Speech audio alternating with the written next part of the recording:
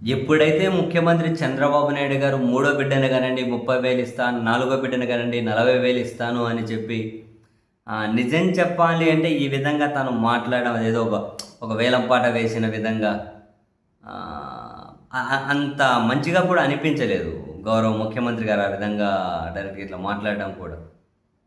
ఈ క్రమంలో ముఖ్యమంత్రి గారి వ్యాఖ్యల మీద గల్లీ నుంచి ఢిల్లీ దాకా పైన కిరణ్ బేడి దగ్గర నుంచి మొదలు పెడితే, పక్క రాష్ట్రాల్లో మహిళా నాయకురాల దగ్గర నుంచి మొదలు పెడితే, పక్క రాష్ట్రాల్లో పిల్లల డాక్టర్ల దగ్గర నుంచి మొదలు పెడితే, మన తెలుగు రాష్ట్రాల్లో పిల్లల డాక్టర్ల దగ్గర నుంచి మొదలు పెడితే, సామాన్య జనం దగ్గర నుంచి అందరూ తీవ్ర స్థాయిలో విరుచుకుపడుతూ ఉన్నారు. ఇంత ఎక్స్పీరియన్స్డ్ లీడర్, ఇంత ఎక్స్పీరియన్స్డ్ చీఫ్ మినిస్టర్ మాట్లాడాల్సిన మాటలు ఇవి కాదు అని.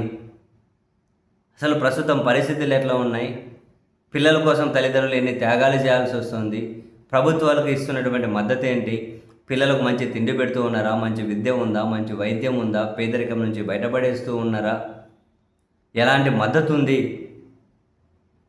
మహిళలకు ప్రెగ్నెన్సీ దశలోనైనా ఆ తర్వాత అయినా ఎలాంటి మద్దతు ఉంది, ఇవేమీ పరిగణలోకి తీసుకోకుండా 30,000 ఇస్తా, 40,000 ఇస్తా, పిల్లల్ని కానండి అని మహిళలను అవమానించడం ఏంటి అని పెద్ద ఎత్తున డాక్టర్లు వీడియోలు పోస్ట్ చేస్తూ ఉన్నారు. ఇంగ్లీష్లో పోస్టు, హిందీలో పోస్టు, తెలుగులో పోస్టు, ట్విట్టర్లు ఒక రేంజ్లో విరుచుకుపడుతూ ఉన్నారు. చాలా తీవ్రంగా ట్రోల్ చేస్తూ ఉన్నారు చంద్రబాబు నాయుడు గారిని.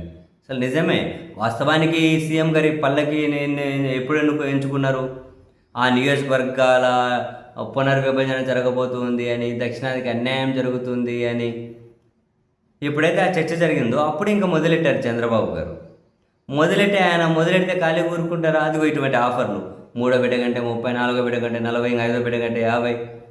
నిజంగానే ఇప్పుడు ఇంతకుముందు అంటే కనీసం మహిళలను అంటే మాట నచ్చలేదు కానీ ఒక బానిసలుగానే చూసేవాళ్ళు కదా ఇంతకుముందు.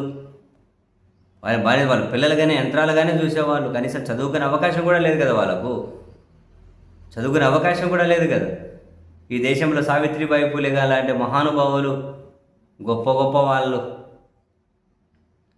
వాళ్ళ పోరాటాల ఫలితమా అని చెప్పి మహిళలకు చదువు అనేది స్టార్ట్ అయింది కదా.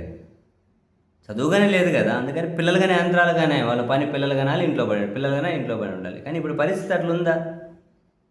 అంటే వాళ్ళు 3-4 పిల్లల్ని కనాలి అనుకుంటే కనీసం 12 నుంచి 14 సంవత్సరాలు మినిమం వాళ్ళ జీవితం మొత్తం త్యాగం చేయడమే. వాళ్ళ జీవితం మొత్తం త్యాగం చేయడమే కదా. ఏమన్నా ఉంటుందా?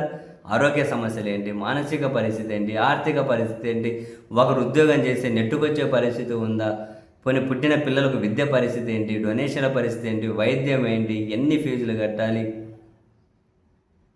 ఇంకా ఒక మహిళ జీవితం అని అంటే ఇక పిల్లలు కానీ యంత్రమే అయిపోయినట్లే కదా. ఇంకా డైరెక్ట్ వేరే ముచ్చట కూడా లేదు కదా. వాళ్ళతో పాటు ఇంకా వాళ్ళ మానసిక పరిస్థితి ఎట్లా ఉంటుంది. ఎన్ని విషయాలు పరిగణలోకి తీసుకోవాలి, ఏదో ఒక మాట అనేస్తే సరిపోతుంది. ఈ అన్ని విషయాలు ఈ ప్రముఖులందరూ కూడా పోస్ట్ చేస్తూ ఉన్నారు. మొత్తం మీద చాలా దారుణంగానే చంద్రబాబు నాయుడు గారి వ్యాఖ్యలను అపోజ్ చేస్తూ ఉంది సమాజం. మరి ఎందుకు ముఖ్యమంత్రి గారు పదే ఈ పాట పాడుతూ ఉన్నారో, ఏకంగా ఈ 30,000-40,000 అని చెప్పి ఈ ప్రకటనలు ఏంటో అసలు అంతు చిక్కడం లేదు. అసలు ఎలా మాట్లాడగలుగుతారు అట్లా ముఖ్యమంత్రి గారు?